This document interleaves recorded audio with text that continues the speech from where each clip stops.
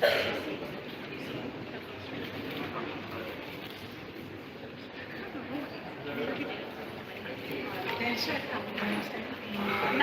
we just want to put it there.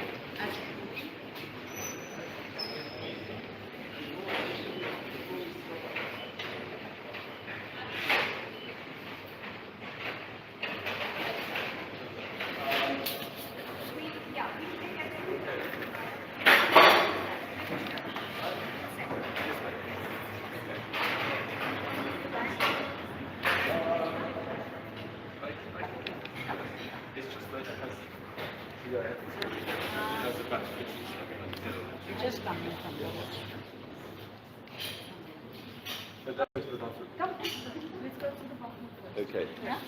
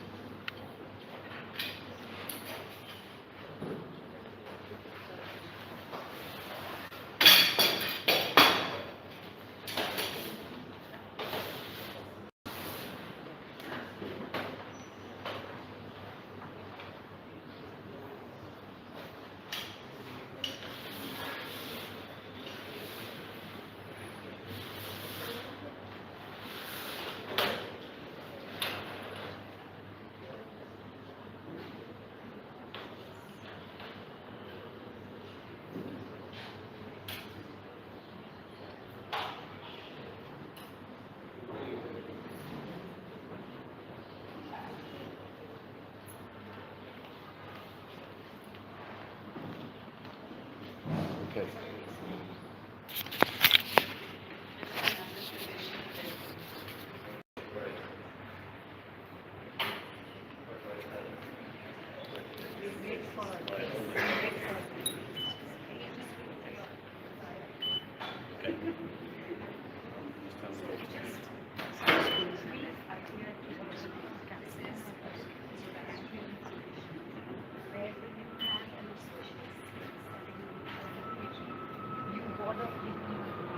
Okay.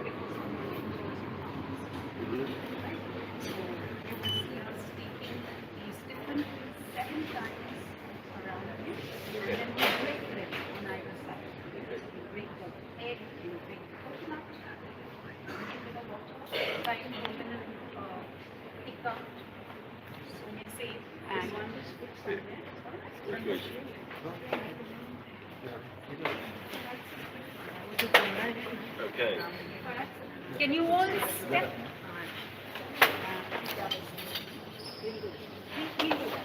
Team Sweden this side. I'm joking, I call them Team Sweden. Traditional person. Please come forward. That's a Swedish flag. You come on either side, right? Because it's very fun seeing what we are doing. Yeah. Step ahead, step ahead. Yeah, please go ahead. So 7 times around, like one of the tradition that we carry out when guests come to the house or there's an auspicious occasion, ceremony like this celebration.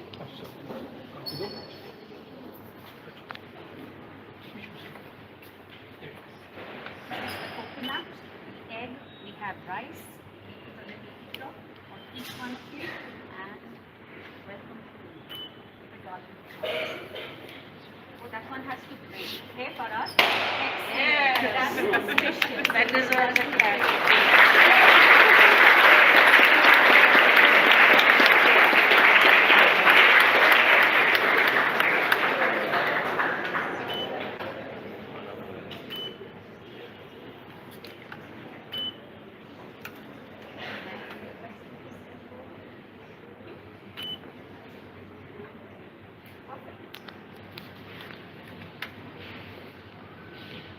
पानी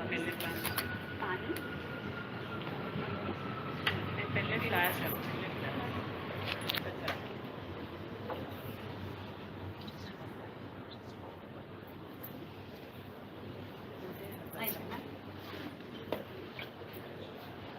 Okay.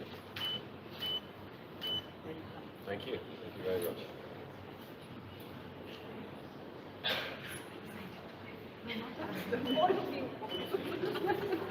You can take this out once you step. Yeah. It is possible.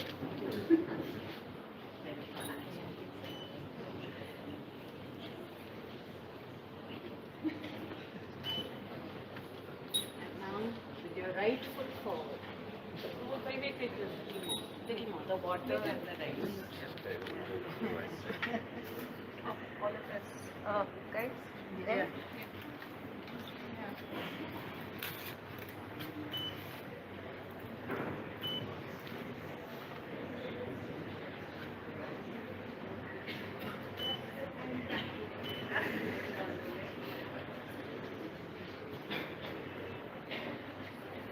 Showers of blessing. All the best.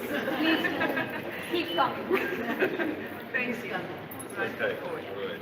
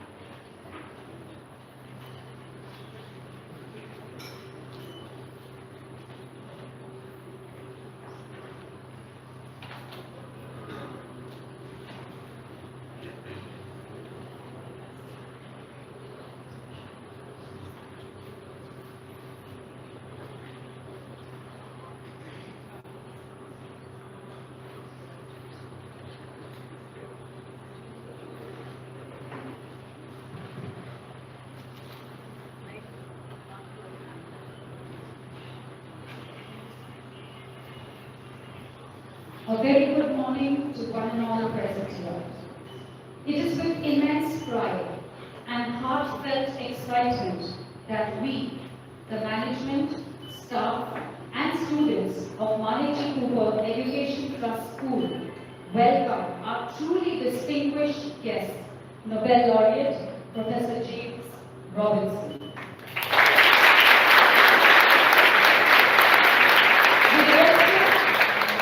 We also extend a warm greeting to our dynamic moderator, Owen Gaffney, and to the dedicated Nobel Prize outreach team. Along with the Tata Trust, whose invaluable facilitation made this extraordinary day possible. Manatee Cooper Education Trust School has stood tall in the field of education since its inception in 1959. It's anchored by a core belief: learning is a joy forever. Today, that joy is amplified 100-fold as we host an intellect who truly embodies the highest pursuit of knowledge. Professor James Robinson, your visit comes at such a significant and reflective time as the Nobel Prize celebrates 125 years since its inception. The world looks to its past to inform its future.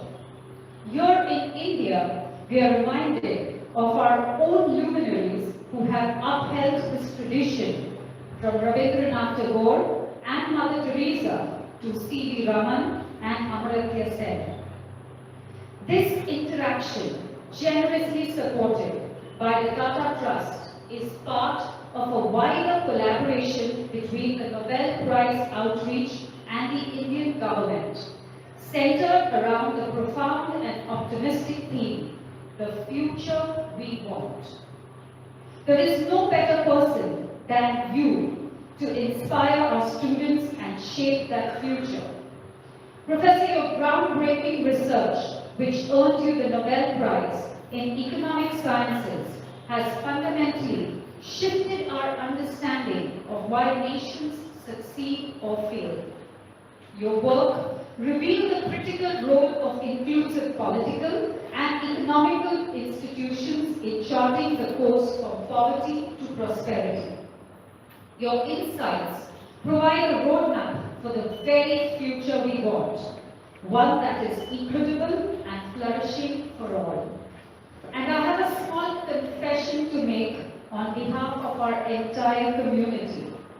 There is a palpable sense of intellect elevation, if I may say, in the air today. We are all standing a wee bit taller, feeling that by sheer inhibition and association with a mind as great as yours, we might just walk away from this session a few degrees smarter. Thank you, Professor Robinson, for inspiring this generation of students and for sharing your wisdom with all of us. We are truly, truly honored.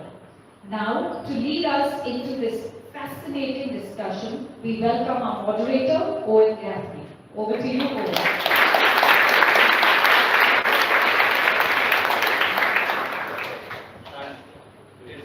Is my microphone working? You can hear me? Okay. Yeah.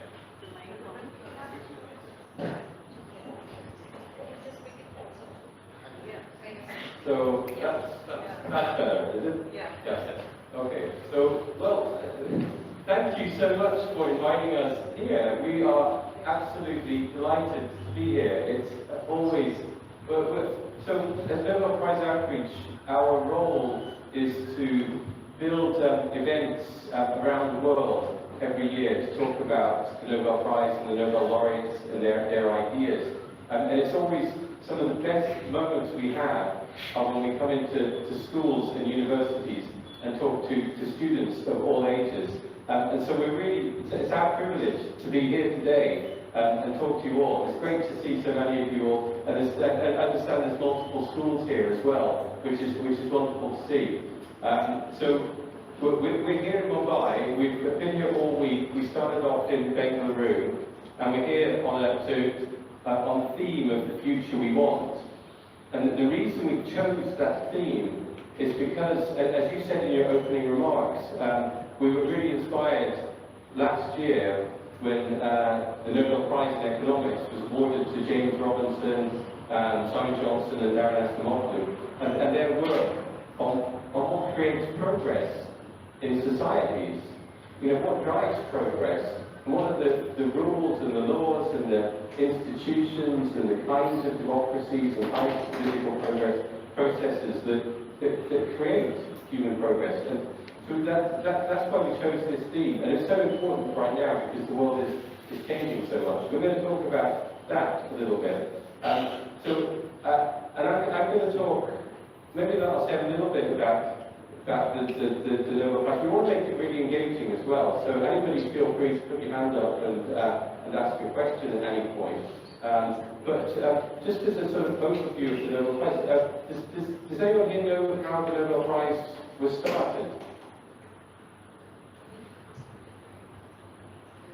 Now, maybe I'll just give it a little overview there then. That, you know, the first Nobel Prize, as you said, was started in 1901, and we've been now 125 years almost, and over 1,000 people and institutions have been awarded Nobel Prizes. And it's really quite unique. It was created by Alfred Nobel, who was a very rich Swedish industrialist, businessman, who invented dynamite, which had a big impact on the world, positive and negative. It built roads, but it also helped the war machines in the world. And when he passed away, when he died, in his will, he had a very short will, and he had a lot of money. And in that will, he said he wanted the vast majority of his fortune to be turned over to a fund that would each year would give out prizes in several categories for the greatest prizes for people who had conferred the greatest benefit to humankind. And that was really the first time any kind of prize had been created like that.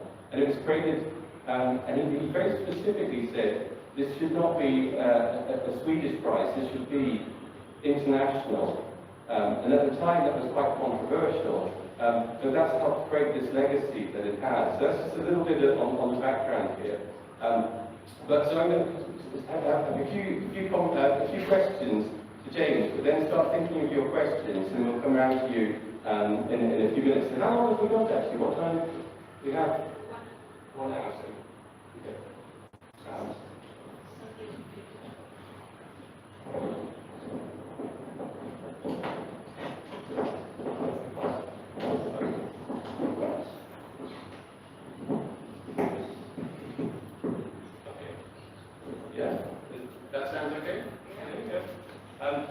Great. So James, welcome. Now, you've been to India a few times before, right? How has this visit been? Been brief but great. Really fascinating. Where's the mic? It's here. Yeah, that's all here. Everyone hear me? Is it turned on? I think we give you the hand mic.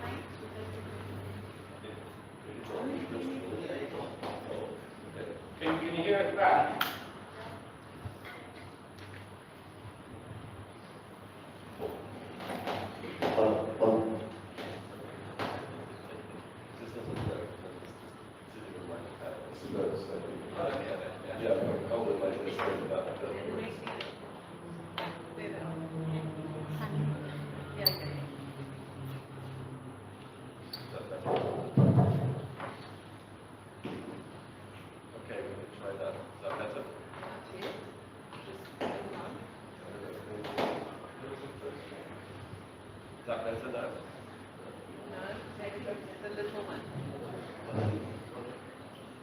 Hello. There we go. Okay, all right. Third time lucky. Yeah.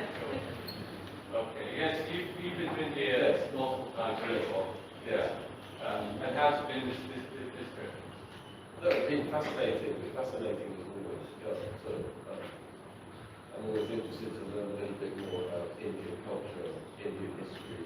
I've never done serious research here, so I feel unequipped to hold forth on India, but yeah, it's been fascinating. And of course, the food is the best in the world. So. Now, let's go back to just over a year ago. How did you hear that you had been awarded the Nobel Prize in Economic Science? Well, I was fast asleep. You know, they called your number starting at 4 o'clock in the morning, but my phone was switched off. So they never managed to talk to me. But a friend of mine, who I was a long-time collaborator, who's Norwegian, who teaches at the University of Trondheim, he was watching the thing live. So he called up my wife, who's a sort of insomniac, and told her, get him up, he won the Nobel Prize. So she was sort of shaking me awake. But the night before, one of my former PhD students who works at the World Bank, who's a very good friend of my wife, sent her a message and said, baby, are you wearing nice pajamas? So that she had a joke about me winning the Nobel Prize. So then I took a photograph of my wife in her pajamas. And so when she woke me up, I thought she was just carrying on the joke from the night before. So when she woke me up, she said, you won the Nobel Prize. My first response was, I can't repeat what it was in polite company. And then she convinced me eventually that I had won the Nobel Prize. But I never talked to someone from Sweden until about 11 o'clock or something like that. And he was called, one of the things also was the person who called me from Sweden, who tried to call me, was called Adam Smith. Which, I mean, what is that? First of all, how can any Swedish person be called Adam Smith? And how can they just coincidentally be called after the father of economics?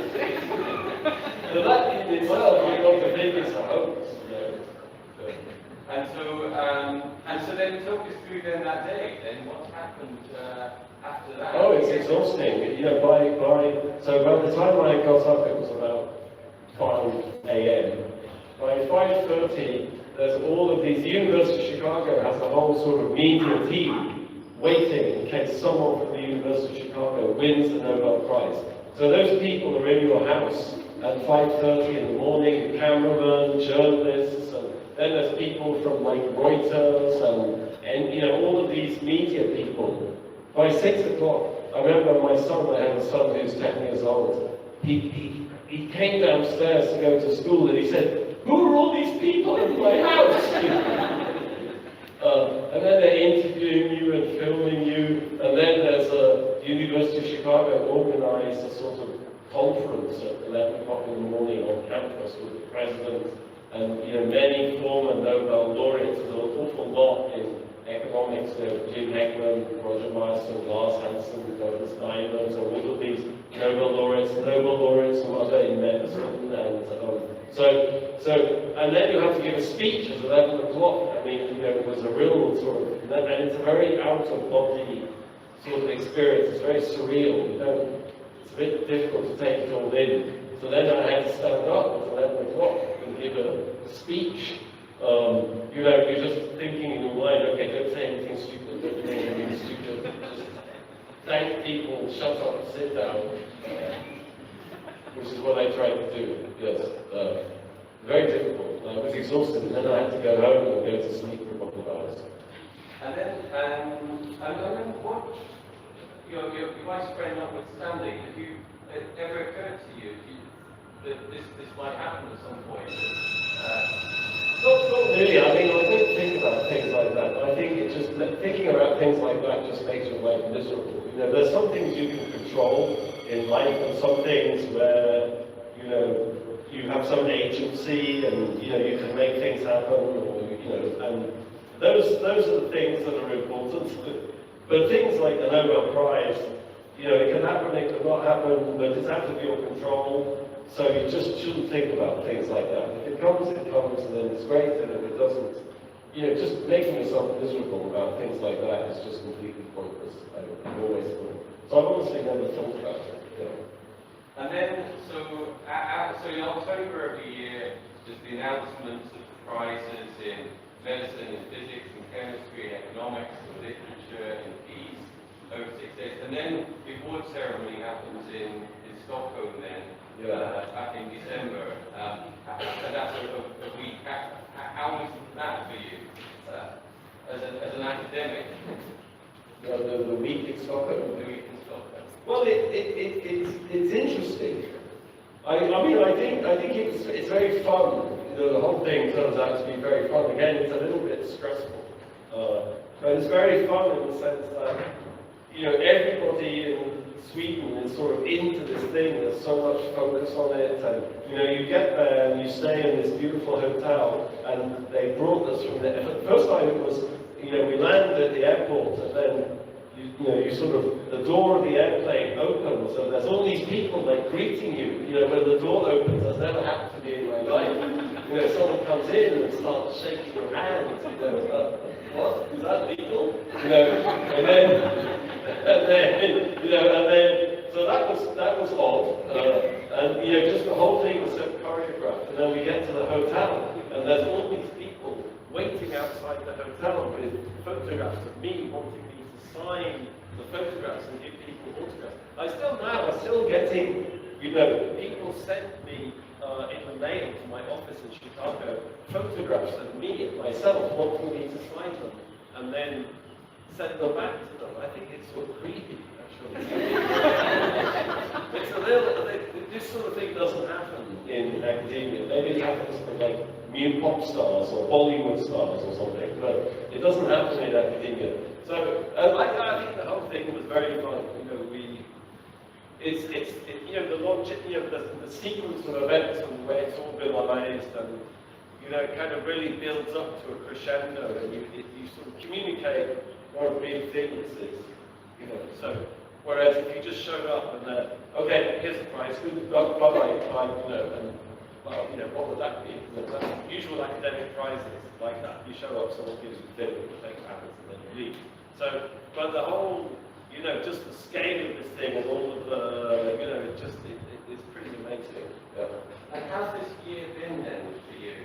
I mean, we'll talk about, you've had a blockbuster book, Why Nations Fail, and so you've already had some experience at that kind of level, but how's this year been with kind of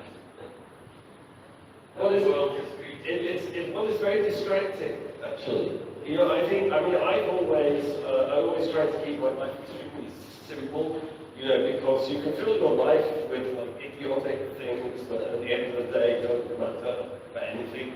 I've never been on social media, for example. I've never tweeted, I've never had a Facebook page, I've never had anyone has time for things like that, honestly. So I just keep trying to keep my life really simple, so I can read and think and do the stuff that I enjoy.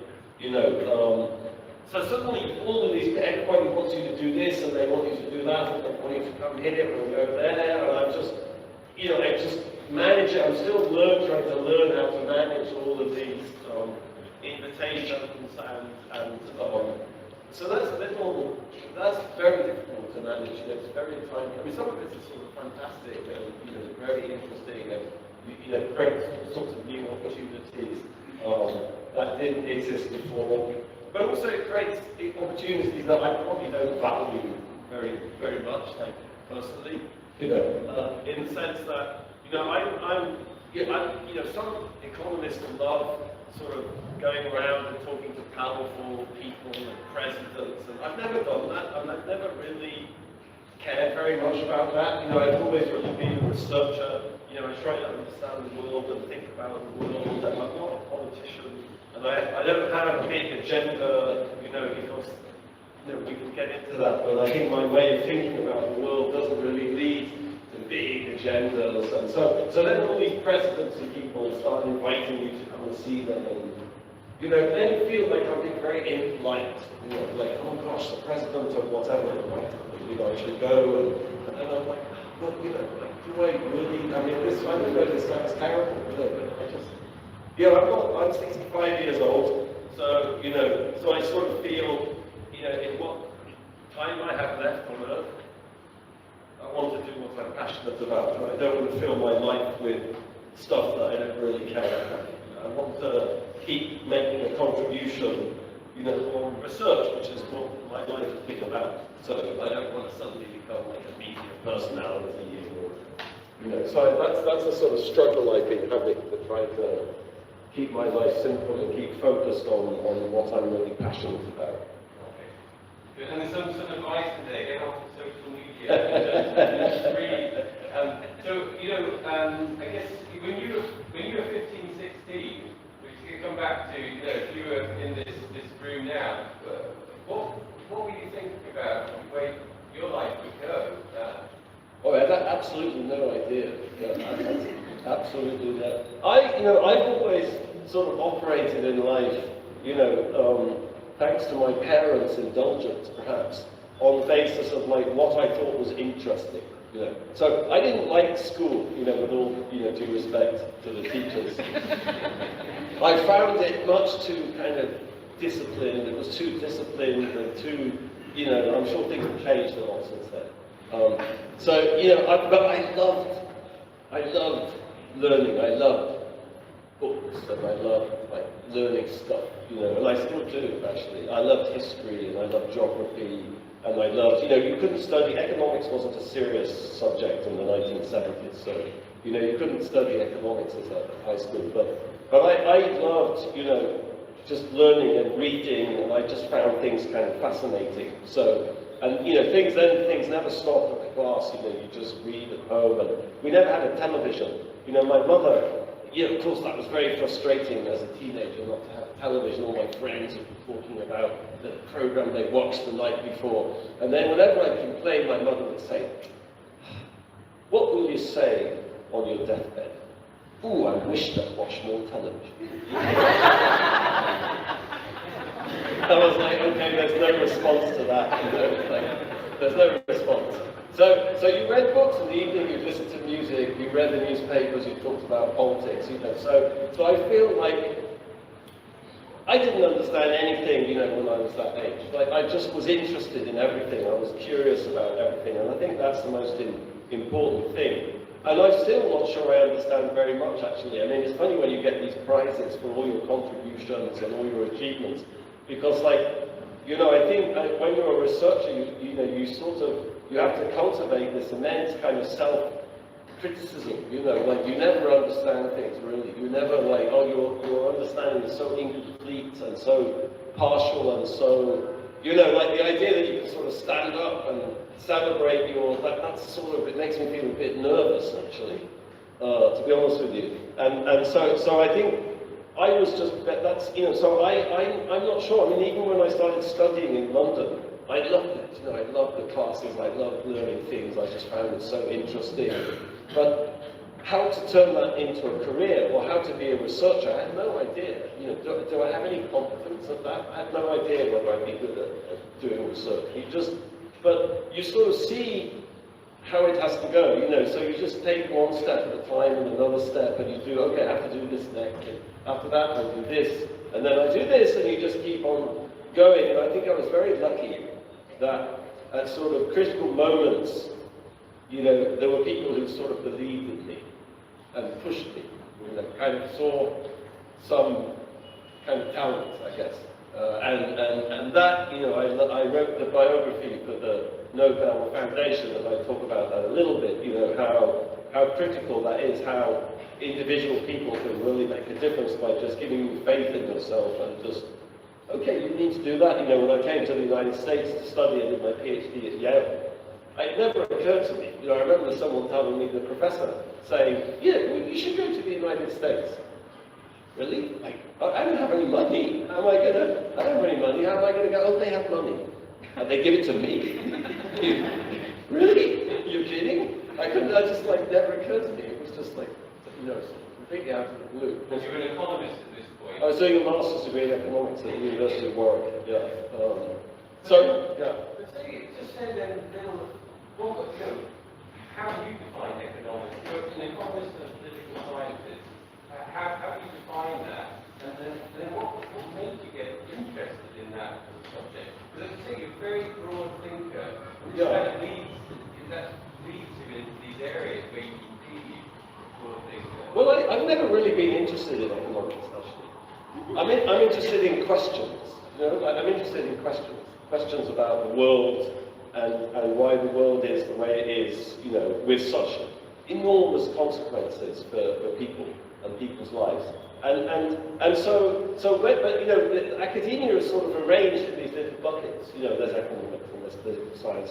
So when I was a student, I was sort of running about. You have to fit somehow. You have to, and economics looked like, that's where I could fit, sort of thing. But I was never terribly interested in economics intrinsically. Can I say that now? Yeah. I was interested in the questions, and I still think the questions are much more important than whether you're an economist or a political science. And once you have a question, you just try to answer it the best way you can, and you just use the best kind of ideas and concepts or the best methodologies that you can, whatever's available. And what kind of questions?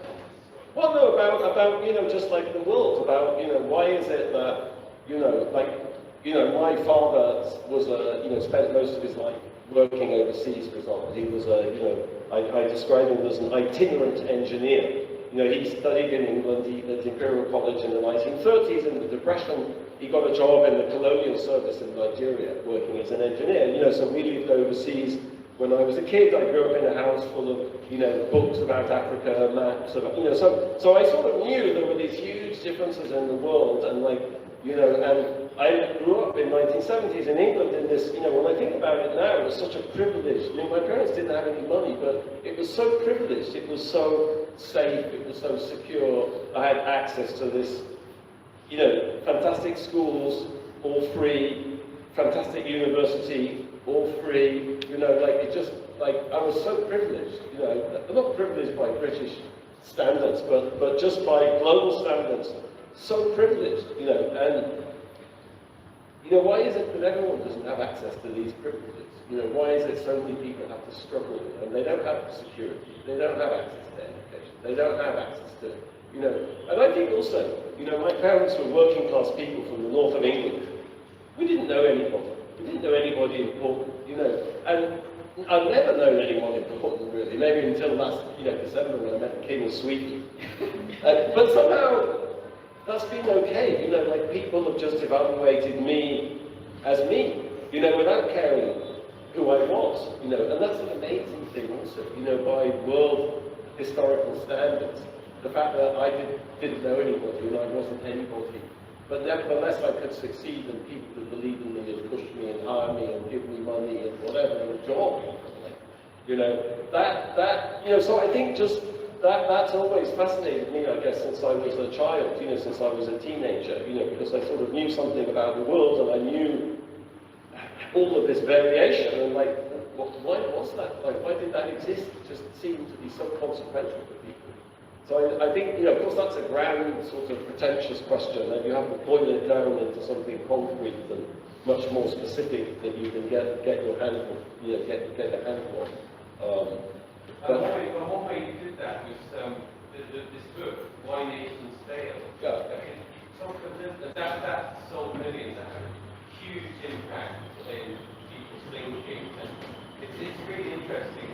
If you tell us that story, that sort of, your colonialism and this experiment that happened, this natural experiment, as you call it.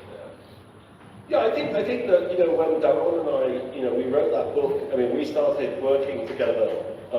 We met in 1992, and I just finished my PhD, and I was giving a job talk at the London School of Economics, and he was a PhD student, and he sat in the front row, and I sort of stood up and I'd given my presentation or whatever, and he just never stopped talking.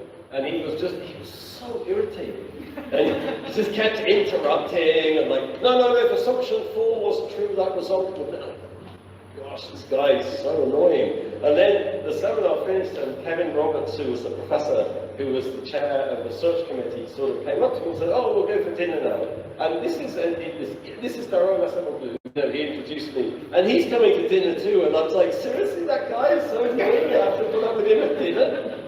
And then we sat next to each other, and we realized that, okay, we had something in common. And we hit it off there. We've been friends ever since. So I think, and when we got together, we both had the same sort of attitude, which was, who cares about economics? We're interested in the questions, and there's all sorts of things relevant to that, history and anthropology and sociology, and we sort of started thinking about how we were both thinking about these big kind of questions of comparative economic development, and we were both very sort of dissatisfied with the way that economists thought about this, and how to start talking about that. That's the complicated thing. There's so many differences between different countries, different parts of the world, geographical differences, cultural differences, institutional differences, political. Well, where do you start? Where do you start? And I think we started at a particular point because we both read this book by Douglas North called The Rise of the Western World, A New Economic History, which was about how the sort of, it's really about why did the Industrial Revolution take place in Britain in the 18th century and spread to Western Europe or North America, and it's a story about the emergence of particular institutions, in North's reading, property rights, systems of secure property rights, which was created by political change, basically the kind of emergence of constitutional democracy in Britain, the sort of ending of absolutism, political absolutism. So there was a story about, political transition, institutional transition, economic transition, and we both sort of, there's nothing about the rest of the world or the global south in that story in North's book, but that was a story we sort of liked, And then we were at a conference once, and and people were talking about economic development or whatever, and we were like, no, but this is all wrong. Like North, he had the right idea. So that gave us the starting point. Okay, so how do we operationalize that? How do we operationalize it? And to operationalize it, you have to sort of think about what creates kind of institutional variation in the world. So by institutions, I just mean the sort of rules that societies create that structure people's lives, that create incentives or opportunities, that kind of constrain what you can do, that sort of push your energies in one direction or another direction. And, we started thinking, like, as a political institution, as an example of a political institution, but you could say, systems of property rights, who gets access to property, on what terms can you hold property, is property owned collectively or is it owned by individuals, so that would be a sort of classic example of an economic institution. And of course, North was just very much focused on Western Europe and North America, but we were interested because of our history, because of my personal history I was talking about, but also Daron. Daron grew up in Istanbul, so his family are actually Armenians, so he grew up, he grew up in the developing world in some sense. So we were both, that's what we were interested in, and so we started asking ourselves, okay, so if you were going to think about variation in institutions in the world and variation in institutions, within the developing world, like, how would you think about that? So one question is, how would you measure that, for example? How would you measure those institutions? And another thing is, how would you explain the variation?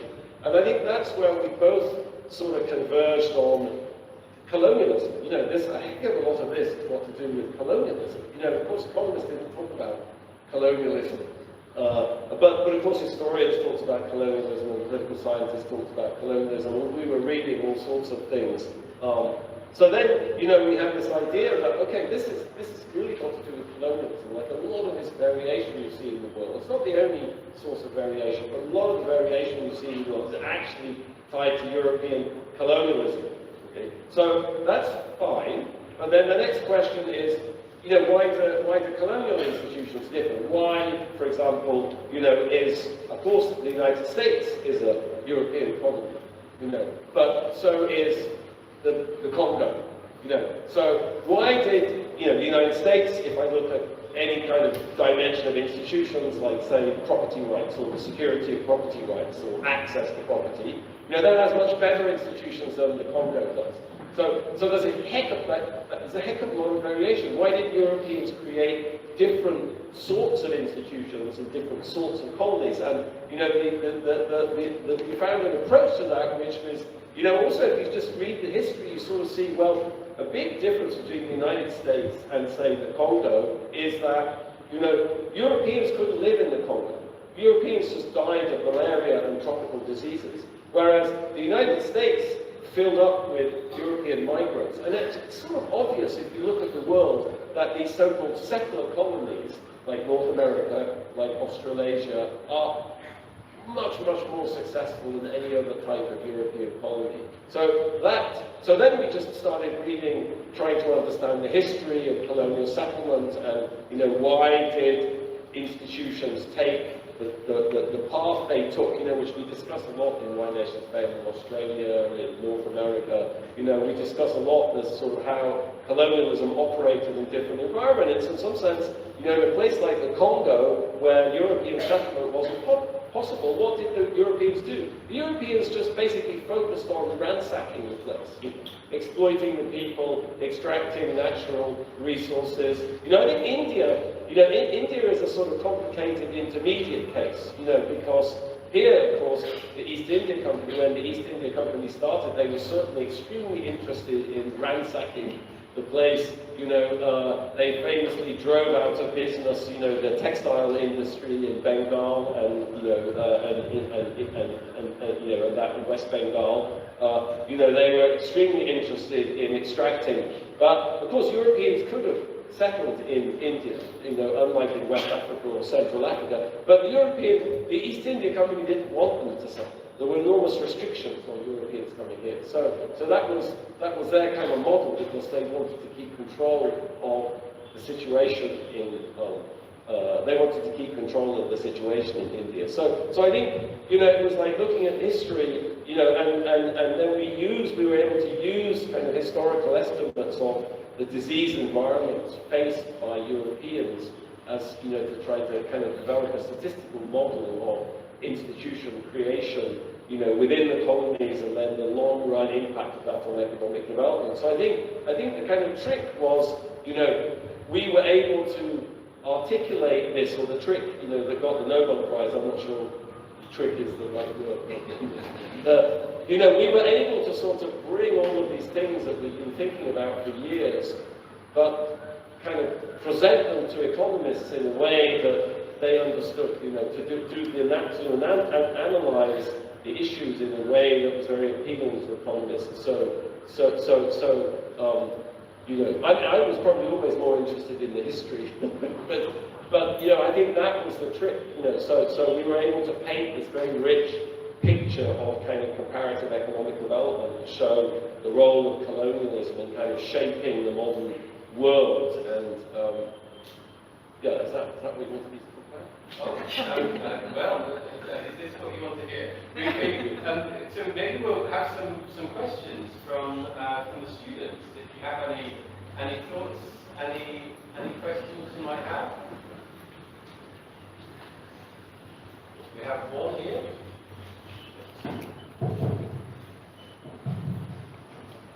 Hi, Dr. I have your book actually. I read it about. What's your name? My name is Arush. I'm from Don Bosco International School. So I read your book about like a year back, and something that I saw was that you argued that inclusive institutions, they tend to sustain themselves, specifically within the book. But I mean, I had a sort of a different view on this, and it's something that I'd like to get your thought on. We've seen democracy backsliding, even in mature democracies, over the last decade or so. And I think the cause of this would be the fact that inclusivity has led to some sort of endogenous decay, because we see openness being a propagating factor of these inclusive institutions, but at the same time, this openness also leads to anti-democratic movements, which is inherently it's a fallacy, right? I'd just like to get your thoughts on what you think about this. Does this framework still hold in what we've seen over the last decade? I'd just like to get your thoughts. Yeah. So I think a lot of the sort of scientific work we did early on also, we pointed out that there's enormous sort of patterns of continuity in institutions. Like if I looked at the Americas, for example, it's very striking, and you kind of ranked, the institutional quality, from best to worst. You'd have the United States and Canada at the top, and Chile, Argentina maybe, and you'd have Central America at the bottom. And that ranking has been sort of absolutely persistent, for hundreds of years. I mean, sort of remarkably. So we talk about this persistence that we make this distinction in the book between sort of inclusive institutions and extractive institutions, and we kind of talk about the mechanisms that lead these things to persist. But I think that there's always challenges to these institutions. I think if you look at the United States, we point out in the 19th century, the second half of the 19th century, there was this so-called Gilded Age where you had the robber barons, Vanderbilt and Rockefeller, all these people, you know, who became immensely wealthy, tried to corrupt politics and kind of control. But the inclusive institutions were sort of strong enough to get that under control. Same in the 1930s with the Great Depression and the New Deal, President Roosevelt. So I think we're at a moment where, you know, inclusive institutions are being challenged again, you know, from very different sort of directions in some sense. One direction is, you know, the institutions in the United States have not adapted to change in the world, to globalization, to technological change, to change in the labor market. So you know, there's this enormous increase in, you know, this enormous kind of levels of inequality have emerged in the United States. Now, they're not enormous levels of inequality by, say, Latin American standards, but the sort of, the ideology of Latin American countries has adapted itself to inequality. You know, people are used to inequality in Latin America, you know, and they're adjusted to it, and the society kind of has many mechanisms that allow it to be stable. But the United States is not stable, because the United States is supposed to be the land of opportunity. You know, it's not supposed to be the land of exclusion, like Colombia or something, or Peru. So the ideologies are very different. But, you know, so I think that's a failure of the institutions to really adapt to this different world and kind of sustain inclusion, you know. So that's leading to challenges to the system. You know, there's enormous problems of trust in institutions in the United States. And you know, so I think that's the first thing I would say what's going on is really, you know, it's a failure of, you know, we talk about these feedback loops that try to sustain inclusive institutions, but I think they're failing because the institutions haven't really been inclusive in the last 40 or 50 years, you know. And I think more globally, you could say that's a very specific story to the United States. You know, more globally, you know, I do think that, you know, what Samuel Huntington, the political scientist, my former colleague, Samuel Huntington, sort of pointed out was that, you know, democracy sort of comes in waves. You know, if you look historically, you know, countries tend to democratize sort of together, and, you know, but then after a kind of forward wave, there's a reverse wave. 30 years later or something, there's a reverse wave, you know. So in the 1920s and 1930s, you know, democracy collapsed all over Western Europe. You know, subsequently it collapsed. You know, there was a wave of democratization with decolonization in, you know, Asia and sub-Saharan Africa, you know, in the 1950s, 1940s, 1950s. You know, but then there was a reverse wave. You know, many democracies fell to military coups all over Africa, Latin America, you know, Asia, Myanmar, Pakistan, you know. And then there was a re-democratization in the 1990s. So now it's a sort of reverse wave, you know, going on. So I think, you know, in some sense, what's going on in the United States is quite specific to the United States. You know, you could say some of these mechanisms of, you know, globalization, turns out globalization is much more disruptive socially and politically than people had thought, or economists had thought, you know, because economists are too obsessed with just economics and they don't think enough about the social context in which the economy lives. But I think there is this reverse wave, you know, you know, and you know, that's coming from, you know, disillusionment with democracy. You know, like I work for, you know, been working in Colombia and Latin America for 33 years. You know, so I've seen the, you know, democracy comes and it promises everything. It promises to change your life, to transform your opportunities, and democracy is disappointing in a country with clientelism, with a weak state, with corruption. You know, and it doesn't transform the majority of people's lives, and people get disillusioned and they get frustrated and they look for something different, and I think that's what's going on. We have two questions here. We have one question here. Right, okay, so we'll go to these two questions here, and then we'll come over here. Hello sir, good morning. Warm welcome to India. I am Pura from Don Bosco International.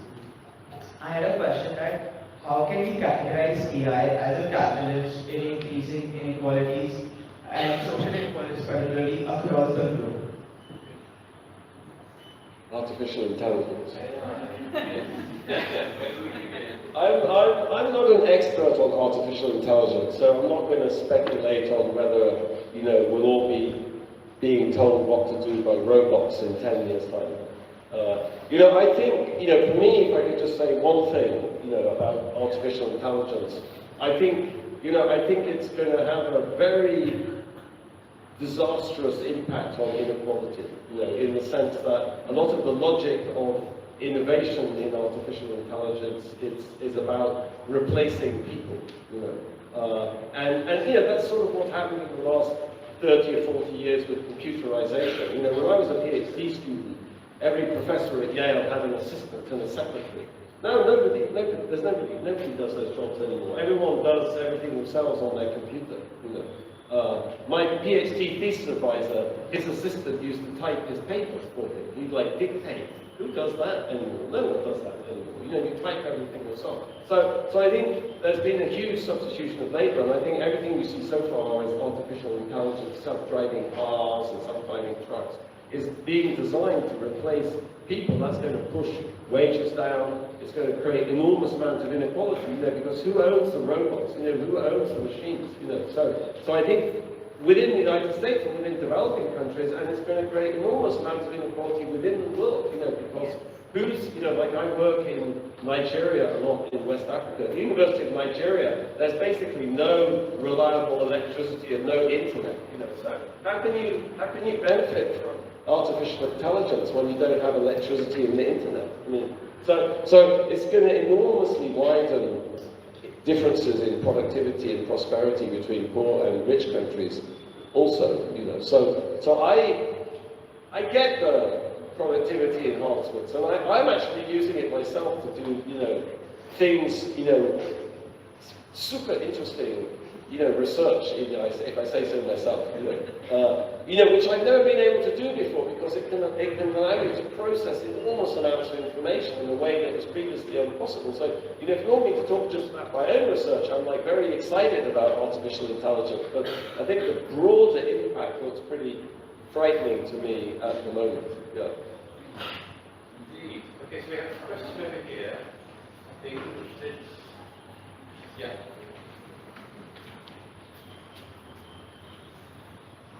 Good morning, sir. My name is Amol Shah from Managing Open School. In your Nobel interview, you noted in successful societies, people with ideas, talent, and creativity can come to the top. While in extractive systems, most people are excluded from opportunities, finance, and education.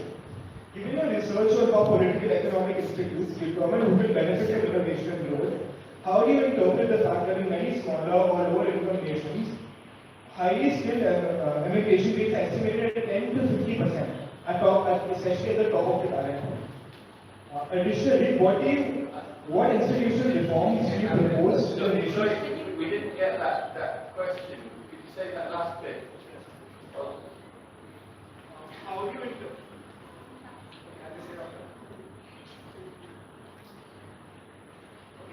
How do you interpret the fact that many smaller or lower income countries have highly skilled immigration rates that are extremely high, 10 to 50%?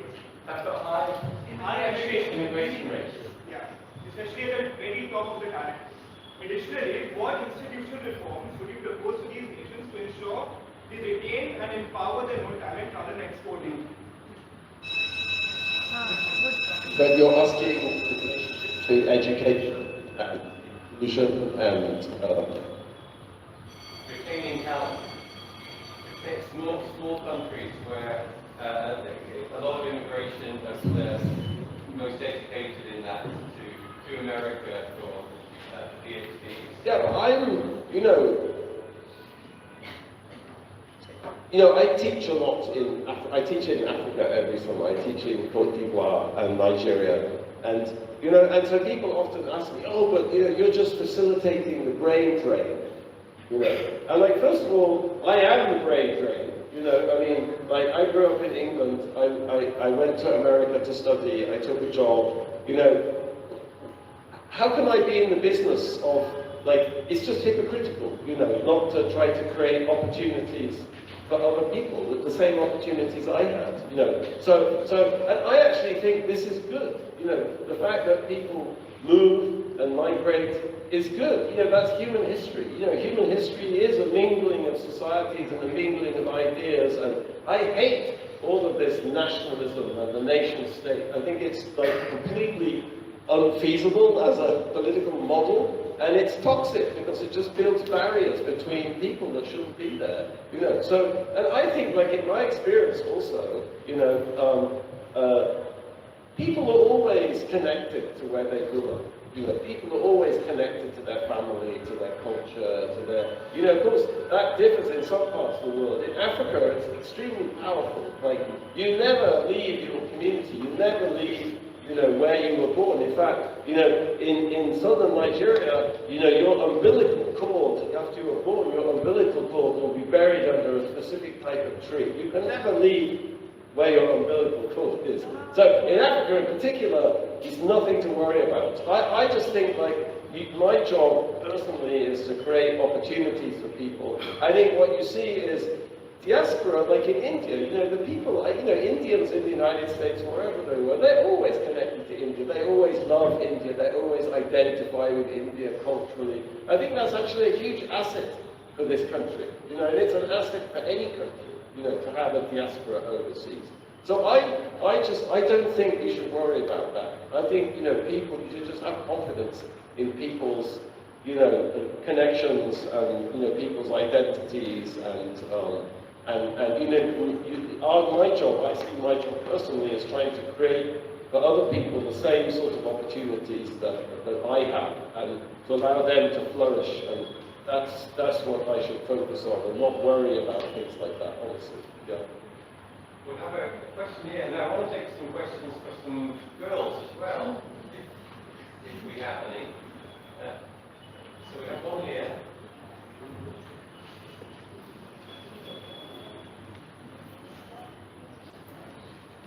We'll take a couple, and we'll take a couple here then. Go ahead. Yeah. Good morning, Professor Robinson. My name is Rishik Saha, and I'm from Anish Cooper School. So, based on your research and based on the book Why Nations Fail, the proper functioning of inclusive institutions paved the way for economic development. You can draw a graph with the logarithm of the GDP per capita on the y-axis of the graph and the democracy index, and the democracy index information on the x-axis of the graph. Right? And then, while plotting the graph, you notice that it's a straight line. As it goes to quantities, it's be said to be directly proportionate to each other. However, there are two common as in exceptions to this that we can notice on this graph. And the exceptions are the countries of India and China. We notice in the case of India that its GDP per capita happens to be too low for its democracy index. And in the case of China, its GDP per capita exceeds expectations considering how democratic its political institutions are. So we'd just like to get your opinion on why this is the case. Yeah. So I think, thank you, that's a great question. I mean, I think, our theory is about the connection between economic institutions and prosperity, and how, politics create different sorts of economic institutions. But, so what we emphasize is that what creates inclusive economic institutions are inclusive political institutions. So what you're calling democracy is sort of part of that. Now, we don't use the word democracy in Why Nations Fail because we want to talk about a lot of these historical cases, and then it becomes very anachronistic to talk about democracy, in the way we think about it in the contemporary world. So I would say, but this is very important for discussing that fact, meaning if you think about, democracy as being, how broadly distributed political power in society is, in whose interest does the state work, for example. That's an important part of inclusion. But the ability of the state, or the capacity of the state, is also another very important part. So we emphasize that, to have inclusive political institutions, you have to have a state with capacity, and it has to be governed in the interest of society. So just to emphasize democracy, you're leaving aside the capacity of the state. I think that's very important in that comparison you're talking about, because I would think, like in the Indian case, there's a very, very deep history of democracy in India. When Mr. Ambedkar, wrote the Indian constitution, he evokes, the historical depth of democracy, going right back to the days of the Buddha, in some sense, and all this republican, these republican institutions, 2,500 years ago. So that's a very deep history of democracy in this country. But what this country doesn't have is a very effective central state. You can see that just driving in from the airport or just walking around Mumbai. There's just a dearth of public goods. You have shanty towns, you have massive poverty, you have like real social problems in this country that the government is incapable of eliminating. Now in China, that's the other way around. You have a government that's capable of solving problems, very historically rooted. The Chinese state has been around for a long time. China was the one part of the pre-modern world that had an elite, which was chosen through an examination system. That's not where the elite in Britain came from. They're a bunch of like warlords. But that state, was governed autocratically. So what I would say about China, so what I would say about India is, yes, India has democracy, but it's not a rich country. That's because of this problem of the way the state works. It's not the only problem, but that's a big part of it. The Chinese case, what you have is you have a state that is capable of reorganizing society and controlling society, but ultimately, power tends to corrupt and absolute power corrupts absolutely. Meaning, I think what world history shows is that you cannot have a powerful state working to create an inclusive society when it's being run by a personalistic dictatorship. At the moment what you have in China is a sort of personality cult around a great leader. And you don't have to look very far back in Chinese history to see how that ends.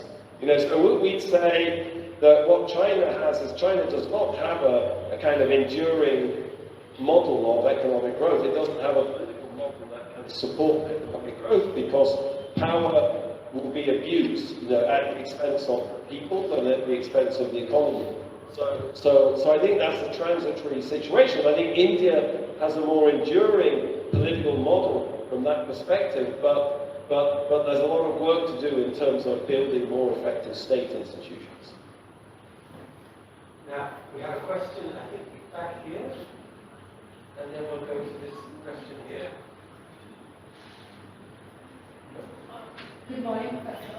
So, like you just mentioned, India does not, will not progress that much, right?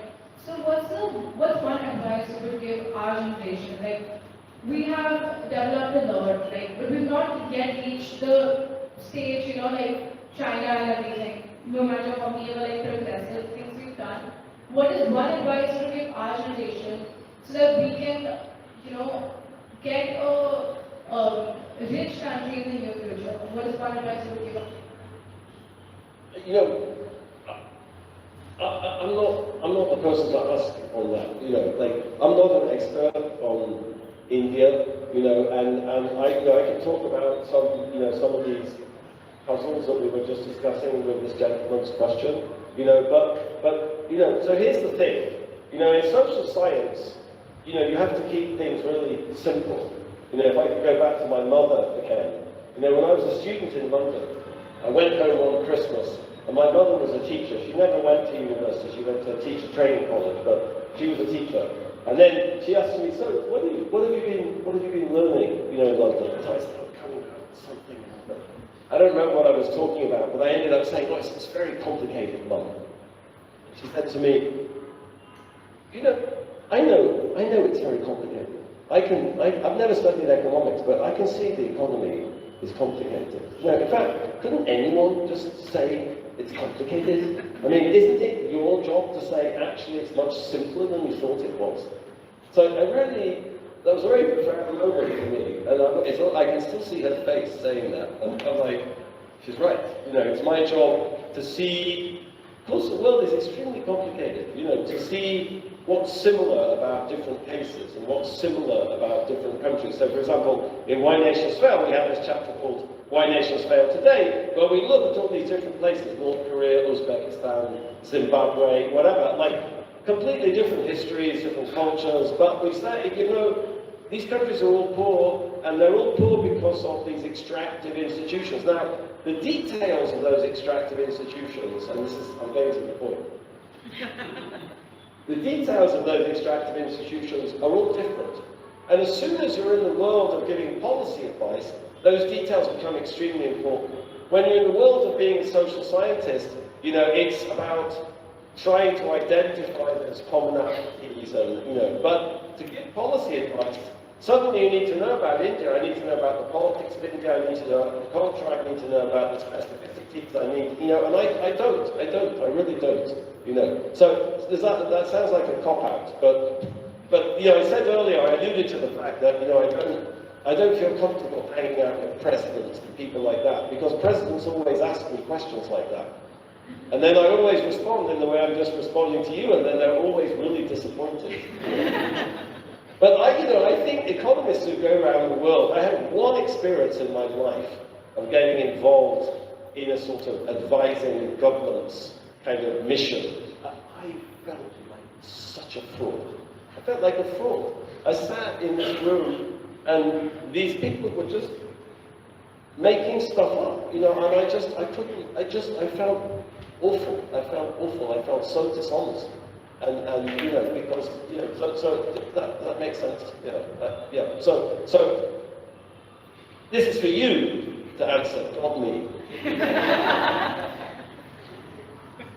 So we have a question here. I know we have another question around here. Any other hands in the room that I can see? Sorry? Yeah. Okay. So, then we'll go to another school. Okay. We have. Okay. I can see.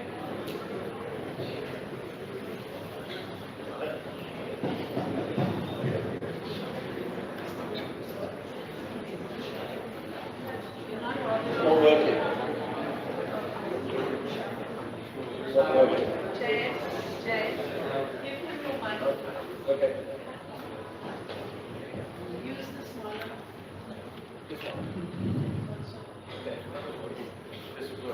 Switch it back. All right. Good morning, sir. I'm Devam Shah from Managing Business School, and I have two questions. First one, why do some nations, despite having a similar culture, end up with vastly different levels of prosperity? Well, I think that's to do with the construction of institutions. When you think about North Korea, you know, South Korea is a fantastic example. You know, that you know, we use the example of the Korean Peninsula as, you know, we call that like a natural experiment. So, you know, with the sort of questions, you know, with the kind of questions that I'm interested in, many economists nowadays do these experiments. They conduct kind of experiments to look at the impact of different policies. And, you know, I've actually done work like that, you know, but the tricky thing is, you know, being able to design a question, being able to design an experiment to answer a question that you're interested in. I'm interested in these big comparative questions. So my methodology tends much more to be, let me look at the world and let me try to find sort of experimental like variation in society. So the Korean example is a wonderful one because, you know, in some sense, the Korean Peninsula, you have this history of kind of cultural homogeneity, political politics, you know, kind of language, and then in the 1940s and early 1950s, the Korean Peninsula just gets kind of divided arbitrarily at this line, and two very different sets of institutions get created in the north and the south. You know, extractive and inclusive. You know, in North Korea, you know, you have this very kind of powerful dictatorship, you know, that basically organizes society for its own benefit, and you know, and it's created famine and poverty, and so I think, you know, North Korea is poor and South Korea is rich, and that's because of the very different politics of North and South Korea, and how politics has created, you know, economic institutions in North Korea that impoverish. You know, in my nation time we talk about like choosing poverty, which sounds, you know, a bit sort of over dramatic, but you know, that's what you have to do to sell books. Second question, how do you approach collaboration, and what makes an ideal collaborator for a project like a documentary? how do you approach collaboration? And what makes an ideal collaboration for a project like a documentary or a book? Yeah, I think collaboration, I collaborate all the time. I don't have a good, I can just use this one. If you can hear me. No, I think that's Yes, okay, okay, all right. I mean, collaboration, I like collaboration in the sense that, you know, sometimes doing research can be a very lonely thing. You get stuck and, you know, you get sort of self-loathing, and it's very good to have someone to say, pull yourself together, you know, or no, you're stuck on something that's just not important. Like, think about it like this, you know. So I think, you know, think about, you know, why is it that, like, you know, great philosophy like Plato's Republic is written as a dialogue? Because that's how we learn. You know, we learn talking to each other, deliberating and arguing, and, you know, so I always have that model in my head, and I think that's what collaboration is about. You know, who you collaborate with. You know, I find it, you know, they're all, like, it's just people who you get on with, have some sort of chemistry, you know. Like, of course, you know, it's people who have different skills. Like, everyone brings something different to the table. You know, like, people are good at different things, but I find it impossible to collaborate with someone who I don't like personally, you know, because you end up hanging out a lot and talking, and, you know, you need to, for that to be fun, it's got to be someone who you have a kind of personal chemistry with, and, you know, so that most people, the people I work with, you know, they're long-time collaborators like Daron, you know, or I work a lot nowadays with my former PhD students, because, you know, you get very close to these students and you sort of understand things in the same way. But I don't really have a good theory about that. You know, the way I think about it is, you know, think of Plato's Republic. You know, you talk about ideas. You know, if you get an idea, what do? You ask one of your friends, like, you know, what do you think about that? That's how collaboration starts, you know. But, you know, Professor Asimoglu and I, you know, we've been doing this for so long. You know, we're just so good at it. Like, we hardly need to we don't even need to sort of say anything.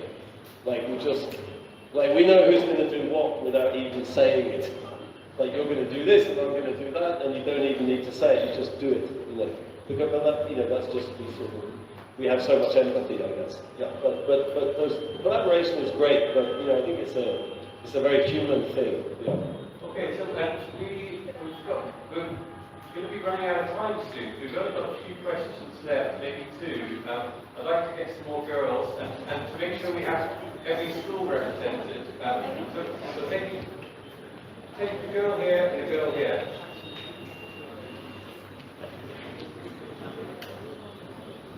Hello, I'm Ruhi from Jahanabad Nursery School, and my question is, if you could redesign the global economic system, what would you change first? If you could redesign the global economic system, what would be the first thing you would change?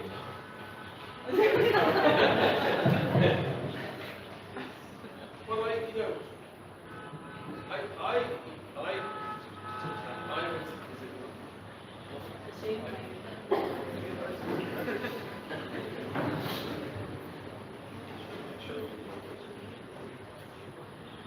you know, I think the global economic system was designed by rich countries, and rich countries are enormously overrepresented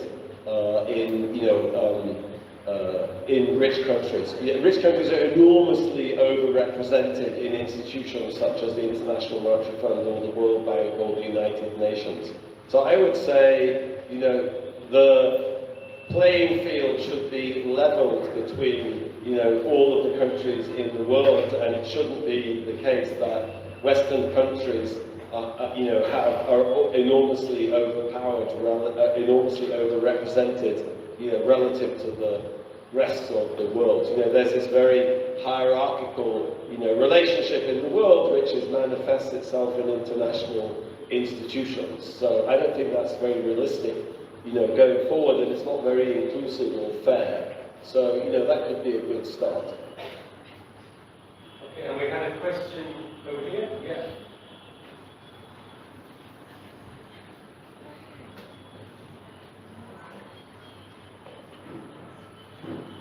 Good morning, Professor Robinson. I'm Siddhama from Maningji Cooper School. I understand that you have studied natural experiments occurring in different countries. So, do you think we could design experiments to create a better society? And how do religion and rigid caste systems affect how a country comes out to be inclusive or extractive? How do you design better institutions? Essentially, how do you Yes, around rigid caste systems, how do you design better institutions around rigid caste systems? Red caste system. Oof. You know, I think, what I see in the world, and I tried to talk about this in my Nobel lecture, last year, is,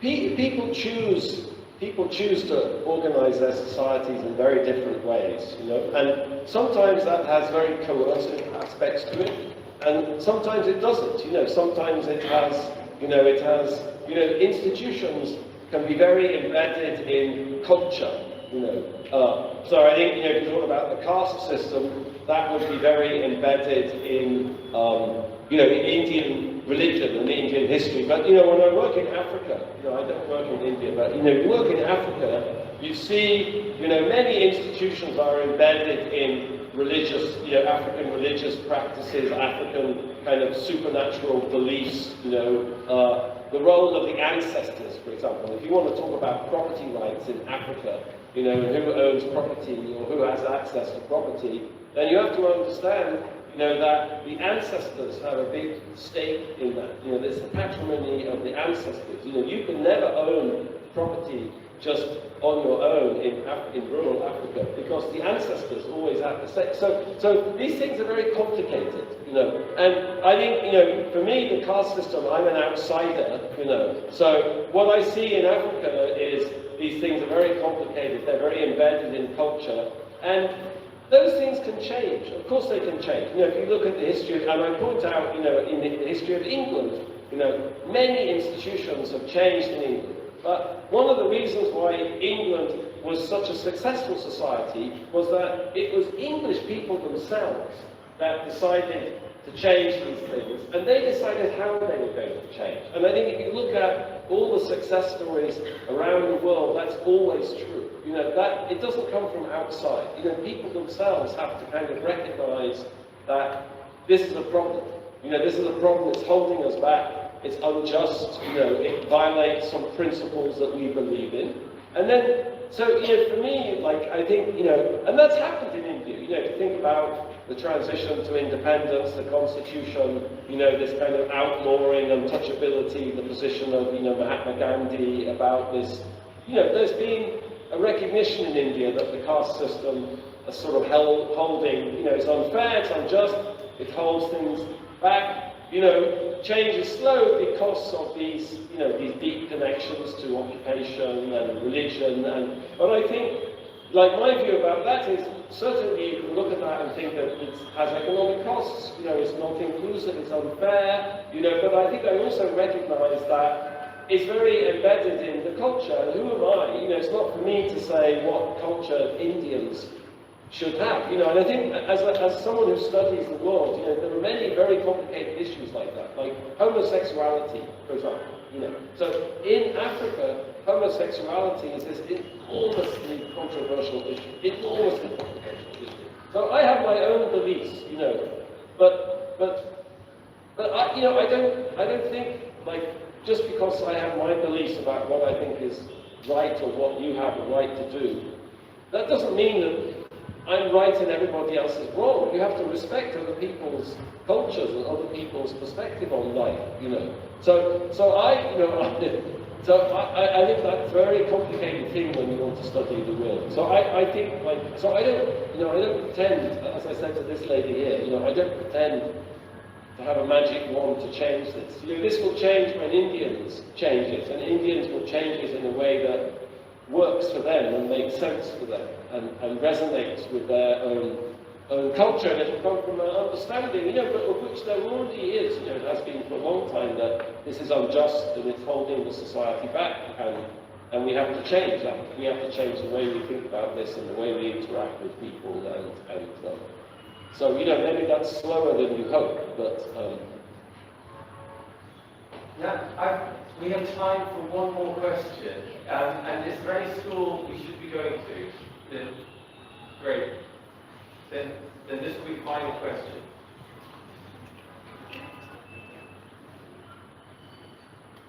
And by the way, the questions have been fantastically profound, unbelievable. I think this is as good, if not better, than the questions and conversations we have with politicians and everything. In many ways, far more engaging.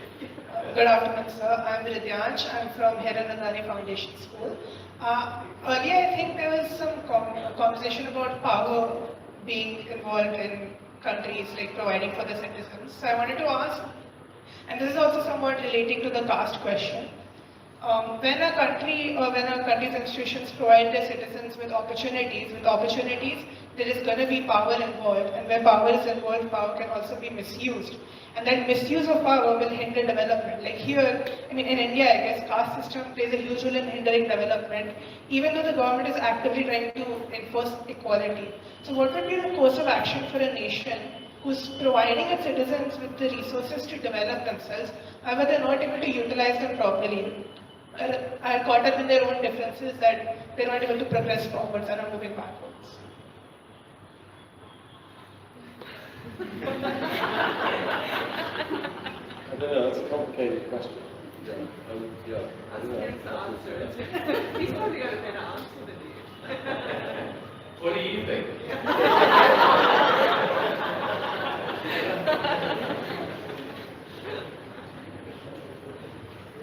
There's a very tricky balance.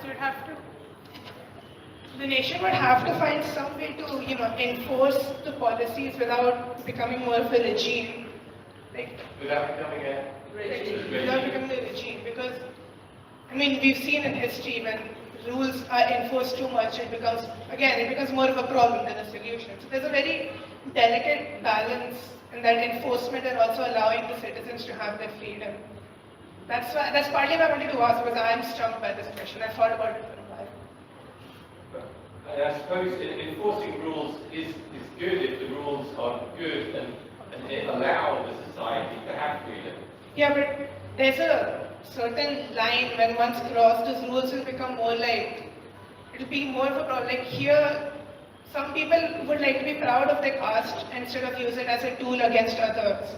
But if the government says there are no more castes, people will feel like they're not able to express their identity, they're not allowed to be themselves.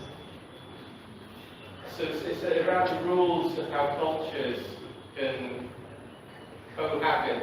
Yeah, while also a big space and respect for those different cultures. Yeah. That's a big one. Yeah. Well, do you want to try that, or we'll leave that? I think it's good if he has the last word, indeed. Well, so what can I say? It's been a fantastic conversation. We're really privileged to come here. Thank you all for your time and your questions and your thought-provoking ideas. So we really, really want to hand it to you for putting on this event for us.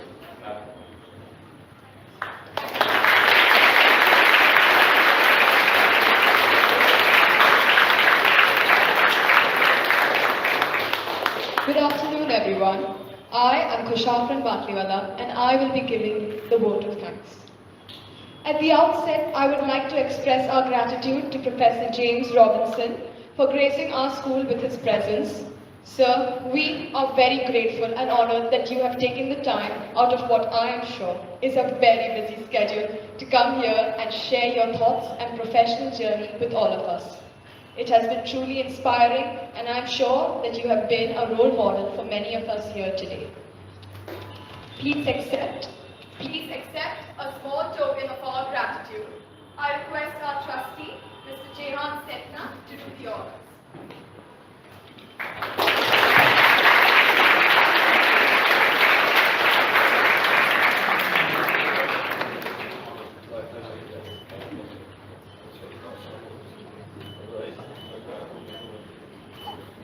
A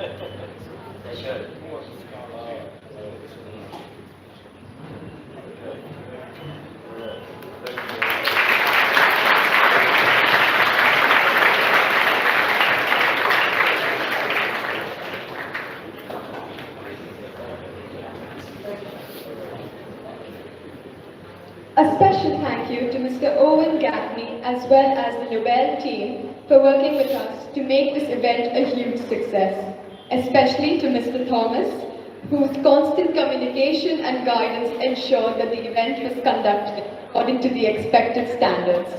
I request our principal, Ms. Persis Wadia, please felicitate Mr. Owen Gaffney.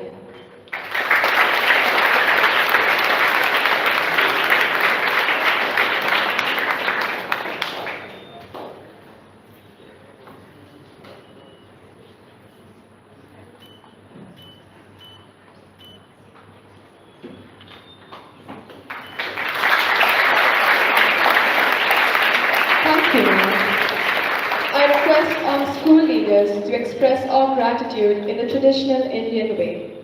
I would like to call upon Mr. Nimesh Bora to felicitate Mr. Thomas Nilsson. Please, sir.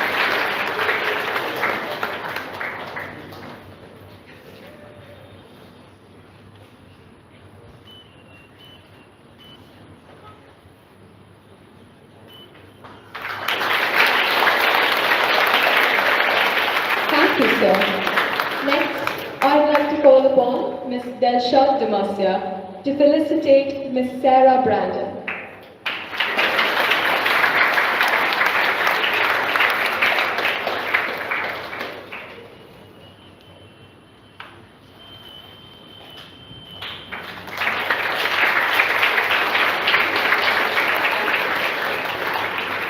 Thank you, ma'am. May I please request Ms. Nimisha Chaturvedi to felicitate Ms. Emilia Arnerius.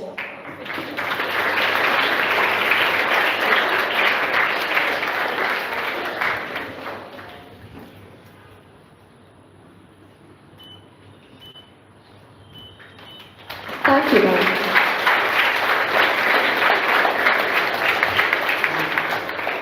And now may we have Ms. Sabia Ahmed to felicitate Ms. Nina Radnak. Would one of you please accept on her behalf? Please, sir.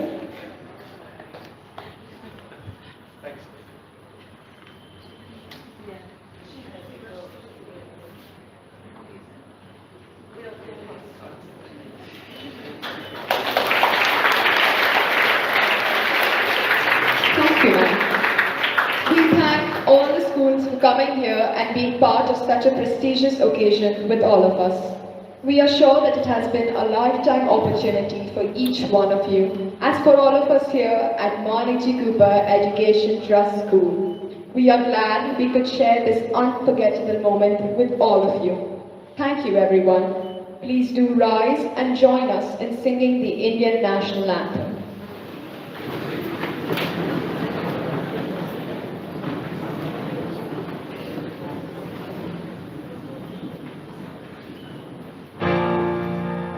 Jana Gana Mana अधिनायक जय हे भारत भाग्य विधाता पंजाब सिंध गुजरात मराठा द्राविड उत्कल गंगा विंध्य हिमाचल यमुना गंगा उच्चल जलधि तरंगा तव शुभ नामे जागे तव शुभ आशीष मागे गाहे तव जय गाथा जन गण मंगलदायक जय हे भारत भाग्य विधाता जय हे जय हे जय हे जय जय जय जय हे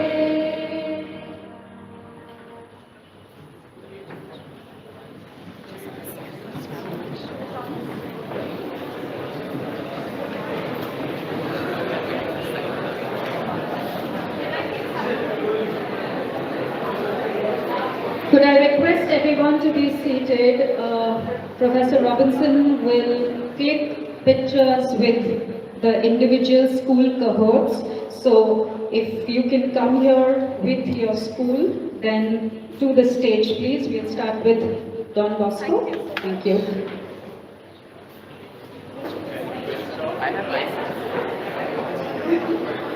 Yes. Very quickly, please. Quickly.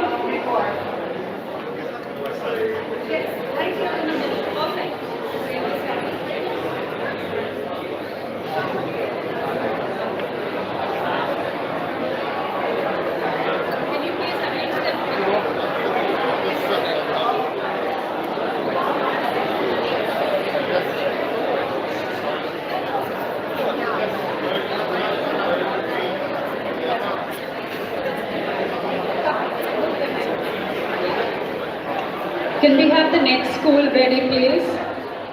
Campion?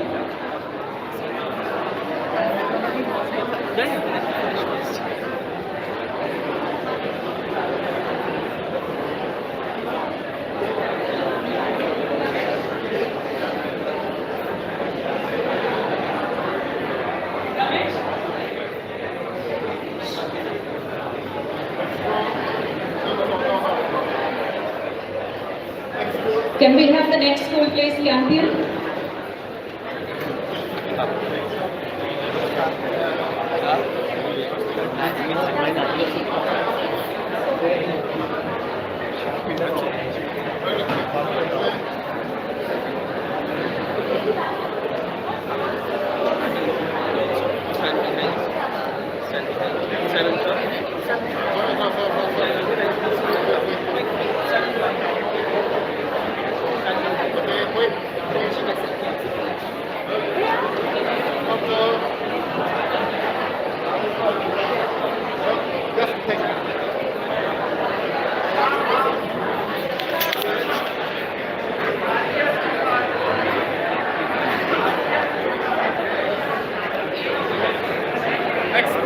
We have 9, please.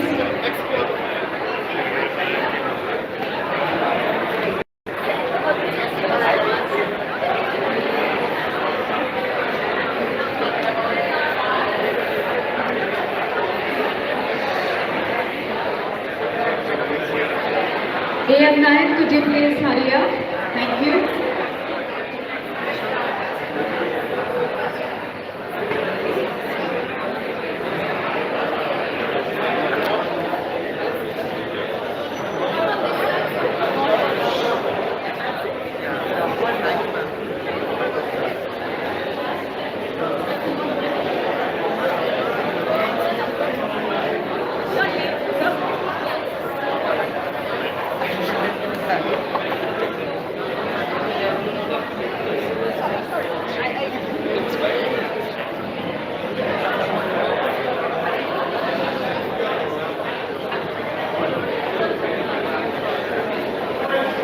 Hiranandani.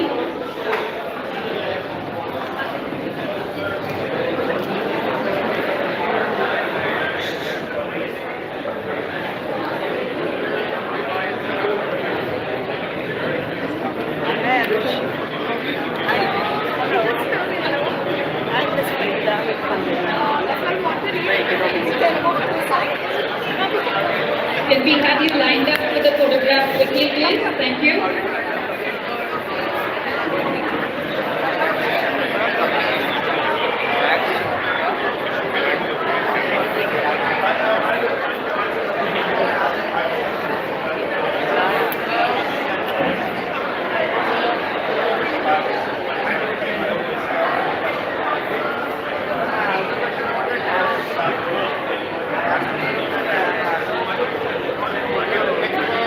Jamnabai.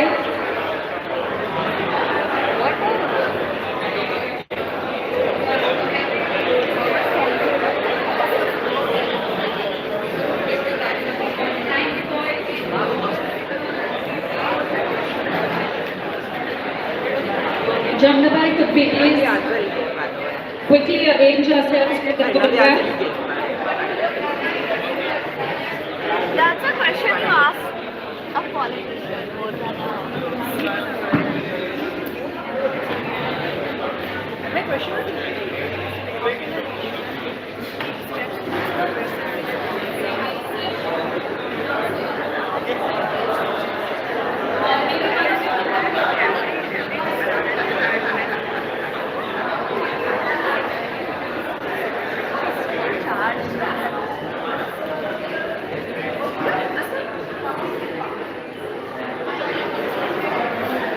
What is established?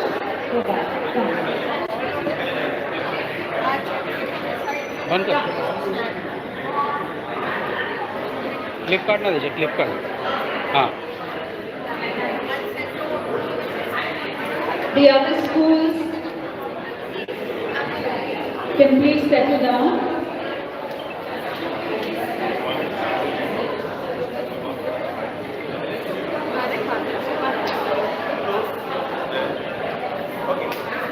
Student Council, can you please come here quickly? Manik Ji Cooper Student Council, quickly please.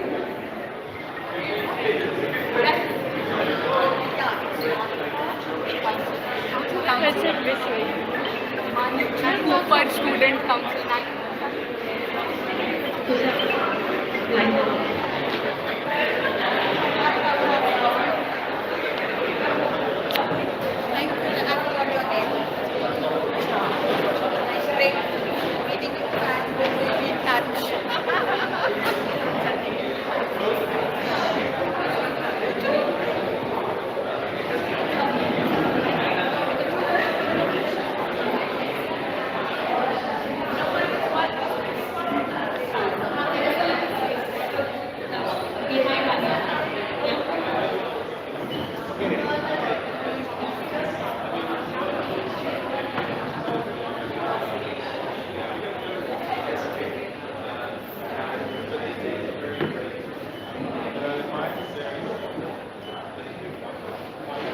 Could I request the student council to escort the other schools, please? Thank you.